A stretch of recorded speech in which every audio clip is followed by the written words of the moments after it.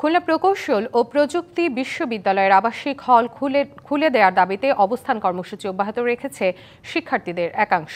রবিবার বিশ্ববিদ্যালয়ের ক্যাম্পাসে ঢুকে প্রশাসনিক ভবনের সামনে অবস্থান কর্মসূচি পালন করেছেন তারা।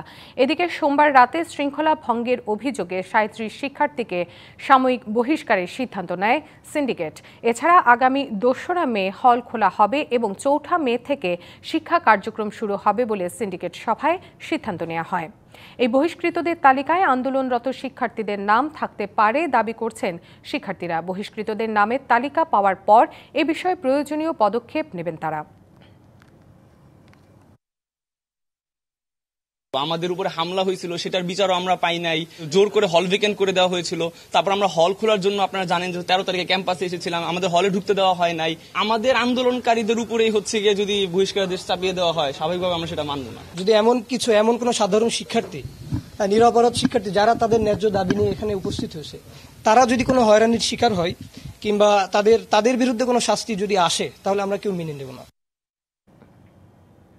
দর্শক, শিক্ষার্থীদের কর্মসূচি নিয়ে আরো জানতে কুয়েট থেকে যুক্ত হচ্ছেন আমাদের সহকর্মী আমিরুল ইসলাম। সরাসরি চলে যাচ্ছি তার কাছে।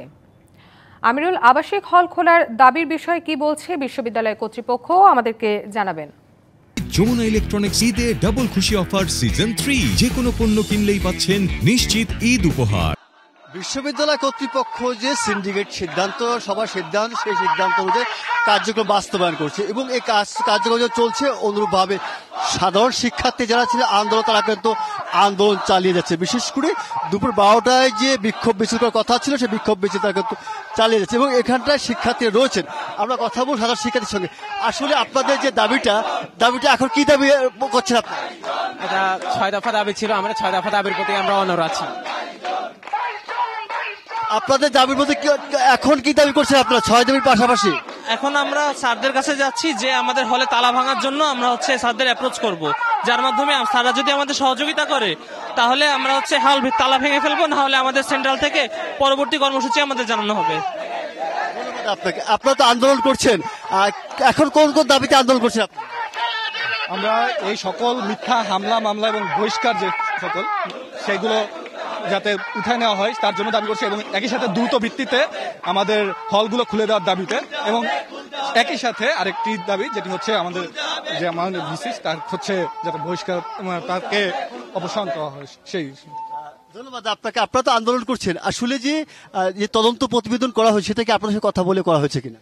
না, আমাদের সাথে কথা বলে করা হয়নি এবং তদন্ত প্রতিবেদনটা সরাসরি একপাক্ষিক এবং প্রশাসনের কাছ থেকে আমরা দেখতেছি সন্ত্রাসীরা প্রশাসনের কাছ থেকে বিভিন্ন তথ্য নিয়ে, এবং আমাদের যে 22 জনের নামে মামলা দেওয়া হয়েছে তাদেরকে প্রশাসনের থেকে তথ্য নিয়ে তাদের বাবার নাম, তাদের যত তথ্য লাগে সবকিছু প্রশাসনের থেকে পাওয়া হয়েছে। এবং ক্যাম্পাসের যে সিসিটিভি ফুটেজ, তাও আমরা সন্ত্রাসীদের কাছ থেকে দেখেছি। বিভিন্ন ফেসবুক পেজ থেকে তারা আমাদেরকে এইভাবে বিভ্রান্তি সৃষ্টি করতে চাইছে, আমাদেরকে ভয় দেখাতে যাচ্ছে।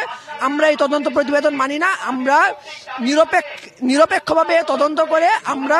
এবং শিক্ষার্থীরা যে দাবি করছে, বিশেষ করে যে তদন্ত প্রতিবেদনের মাধ্যমে যে সিন্ডিকেট সিদ্ধান্ত নিয়েছে, সেই সিদ্ধান্তকে তারা মানছে না। বিশেষ করে তাদের যে দাবি এখন 2 দফায় দাবি তারা রূপান্তরিত করেছে। 6 দফা দাবিটি রয়েছে, বিশেষ করে হল খুলে দেওয়া এবং যে তালিকা, সে তালিকা প্রকাশ করা, সেই সঙ্গে 6 দফা দাবি অব্যাহত থাকছে। এটাই ছিল সর্বশেষ অবস্থা। জি আমিরুল, ধন্যবাদ জানাচ্ছি আপনাকে।